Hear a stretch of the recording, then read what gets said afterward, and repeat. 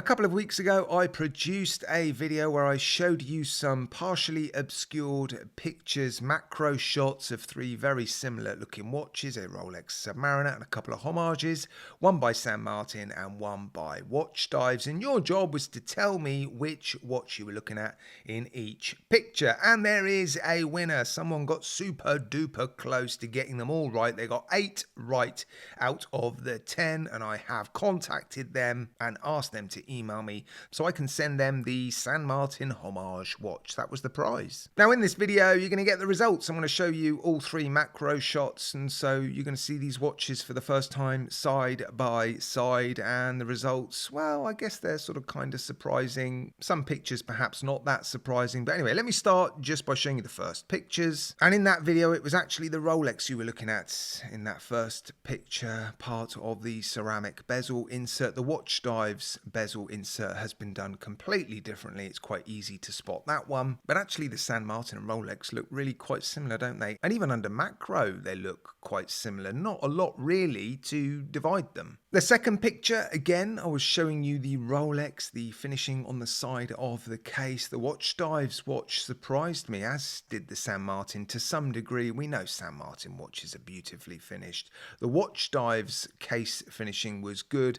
The Rolex finishing, well, you can see some diagonal machining lines on the case. It's not the first time I've complained about Rolex steel finishing. I would expect more from them, to be honest, given their prices and their marketing. Next, I showed you a join between an end link and a lug, and that was the San Martin. I have to say, with these pictures, well, the Rolex does stand out, doesn't it? Incredibly tight gap, and the just overall finish of that case. And I'm talking about the crispness of the corners and the joins. Yeah, really good. The fourth picture was of the Watchdives 12 o'clock marker on the dial. The Watchdives and the San Martin markers, very, very similar. Again, I'm always disappointed with the markers on the Rolex. They just look a little bit sort of soft and squidgy, not particularly crisp or defined. Then I showed you the hour hand of the San Martin. Not a lot really to separate these.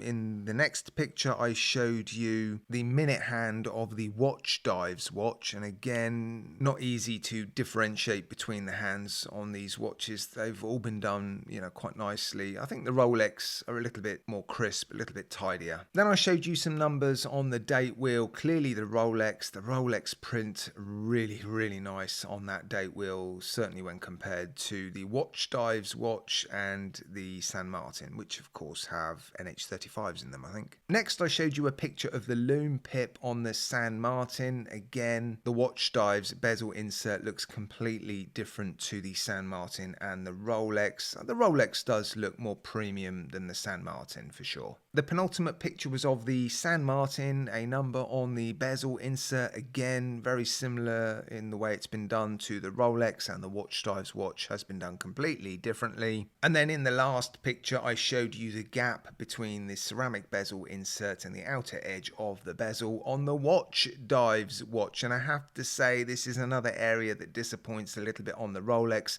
When I had my hands on my friend's GMT Master 2, I noticed that either side of the bezel insert, well, his watch was quite gapey. The gap between the bezel insert and the crystal was quite big on his watch. It's, quite big on my one. And the gap between the outer edge of the bezel and the outer edge of the ceramic bezel insert, again, bigger on the Rolex. I'd expect that to be a little bit tighter. So there you go, something a little bit different. I know these sorts of videos aren't to everybody's liking.